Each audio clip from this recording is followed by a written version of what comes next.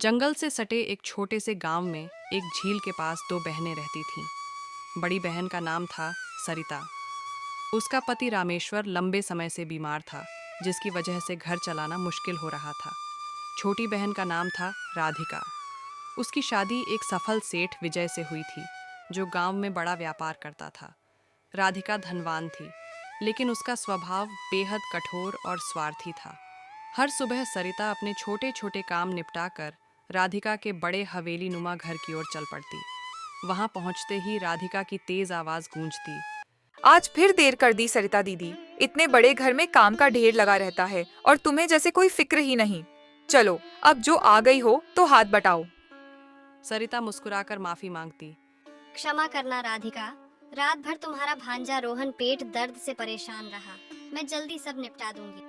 राधिका बिना दिल पसीजे आगे आदेश देती। पहले पूरा आंगन, बरामदा और कमरे चमकाओ, फिर रसोई में जाकर बर्तन धो डालो। काम में कोई कोताही नहीं होनी चाहिए।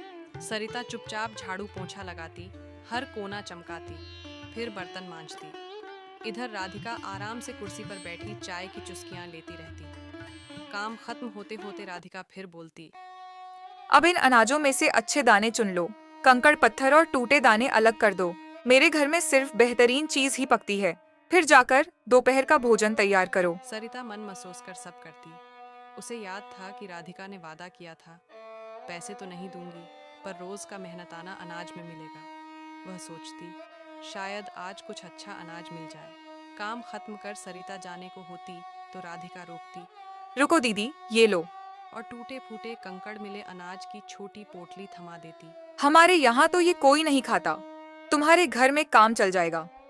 सरिता बिना कुछ बोले पोटली लेती और घर लौटती, आंखें नम पर होंठ सीले रहते। वह जानती थी कि उसकी मजबूरी में ये टुकड़े भी अनमोल हैं। एक दिन राधिका को ताज़ी मछली खाने की इच्छा हुई।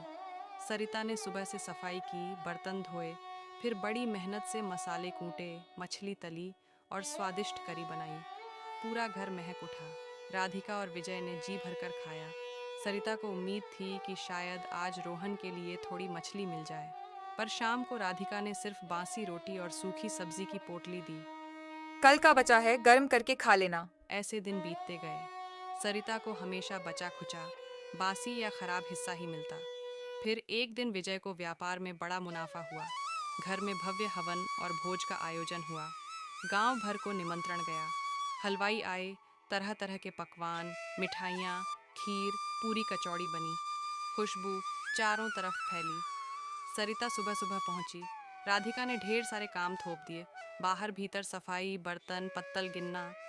सरिता ने बिना शिकायत सब किया। पूजा हुई, मेहमानों ने खूब स्वाद लिया। सब चले गए तो ढेर सारी मिठाइयाँ और पकवान बच गए। राधिका ने सरिता को बुलाया और बड़े बर्तनों के किनारों से चिपकी शक्कर, टूटे लड्डू के टुकड़े और चूरन निकालकर पोटली में डाल दी। ये ले जा, रोहन को खिला देना। हमारे यहाँ तो ऐसे टुकड़े कोई नहीं छूता। सरिता चुपचाप पोटली ली और घर लौटी।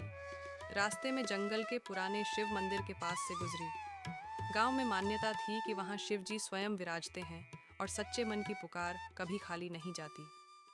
सरिता मंदिर में बैठ गई और फूट फूट कर रोने लगी। हे प्रभु, अब बस हो गया। रोज का अपमान, गरीबी, बेबसी, मैं थक गई हूँ। अगर आपको दया आती है तो मुझे यहीं से मुक्ति दे दीजिए। मेरा मासूम बेटा मेरा इंतज़ार कर रहा होगा कि माँ मिठाई लाएगी, पर मैं क्या मुंह दिखाऊंगी उसे। ये टूटे टुकड़े और शक्कर का चूरन, बस अब और नहीं सहन होता। उसकी पुकार शिवजी तक पहुंची। मंदिर में एक दिव्य ज्योति फैली। सरिता को लगा जैसे कोई आशीर्वाद दे रहा हो। घर पहुंची तो रोहन दरवाजे पर बैठा था। माँ, मिठाई लाई हो ना?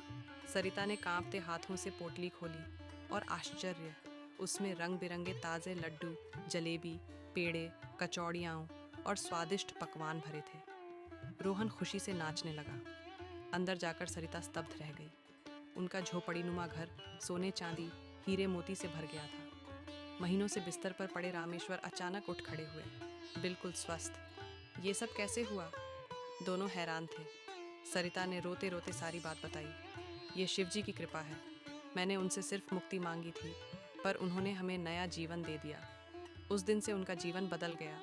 उन्होंने गांव में सबसे सुंदर हवेली खरीदी और सुख चैन से रहने लगे। रामेश्वर फिर खेती संभालने लगे। 3 दिन बाद राधिका को शक हुआ कि सरिता क्यों नहीं आ रही। उसने नौकर भेजा। नौकर लौटकर हक्का बक्का बताया, मालकिन, आपकी दीदी अब सबसे अमीर है।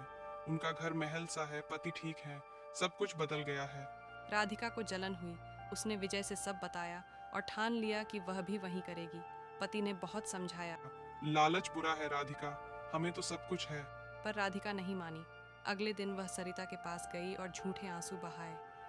दीदी, हमारे व्यापार में नुकसान हो गया। अब घर चलाना मुश्किल है। मुझे अपने यहाँ काम पर रख लो। जैसे मैं तुम्हें रखती थी वैसे ही मैं करूँगी। बदले में सिर्फ बचा खुचा खाना दे देना। सरिता ने उसका झूठ समझ लिया, पर दिल बड़ा था। बोली, आजा बहन, कोई गिला नहीं है। राधिका रोज सुबह आती, काम करती और शाम को सरिता का दिया ताज़ा स्वादिष्ट भोजन ठुकराकर जबरदस्ती बासी सड़ा हिस्सा लेकर जाती। कई दिन बाद राधिका ने सोचा, अब वही करूंगी जो सरिता ने किया था। वह बासी पोटली लेकर मंदिर गई और नाटक करते हुए रोने लगी। हे प्रभु, मैं बहुत गरीब हूँ। मेरी दीदी मुझे सिर्फ बासी खाना देती है। मैं तंग आ गई हूँ। अब इस जीवन से मुक्ति दे दो। मंदिर में गंभीर आवाज गूंजी। अरे लालची स्त्री, तेरे दिल में सिर्फ जलन और स्वार्थ है। तेरी बहन तुझे रोज ताजा भोजन देती थी, फिर भी तूने जानबूझकर बासी मांगा। मुझे सब पता है, तू मुक्ति नहीं सजा मांग रही है। तेरे लालच का दंड मिलेगा। तेरा ऐश्वर्य झोपड़ी में बदल जाएगा। तेरा धन पत्थर हो जाएगा। राधिका भागी भागी घर पहुंची। उसकी हवेली सच में झोपड़ी बन चुकी थी। सारा धन ईंट पत्थर में बदल गया। विजय दुखी होकर बोला, मैंने कहा था ना लालच मत करो, अब सब खत्म हो गया। राधिका के लालच ने उसका सब कुछ छीन लिया। वह जीवन भर पछताती रही कि जलन और स्वार्थ ने उसे कहाँ पहुंचा दिया। और सरिता का परिवार हमेशा सुख शांति से जीता रहा। सीख, दया और संतोष जीवन को समृद्ध बनाते हैं, जबकि लालच और जलन सब छीन लेते हैं।